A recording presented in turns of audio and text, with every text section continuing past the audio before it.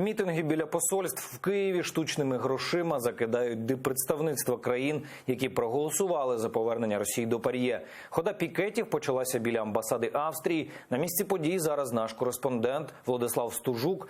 Владе, як триває акція і де зараз ти знаходишся?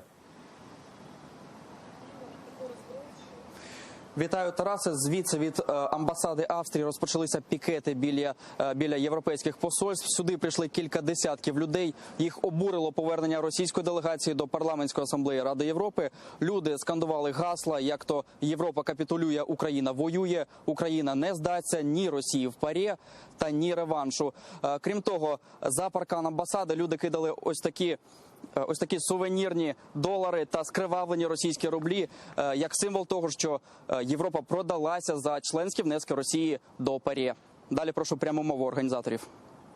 Європа обрала відповідно 33 мільйони на європейські цінності проти порушень прав людини, за дотримання відповідно всіх конвенцій, скажімо так, з прав людини, тому що ми знаємо, що Росія зараз окупант, Росія агресор, як мінімум в двох країнах, таких як Україна, таких як відповідно Грузія.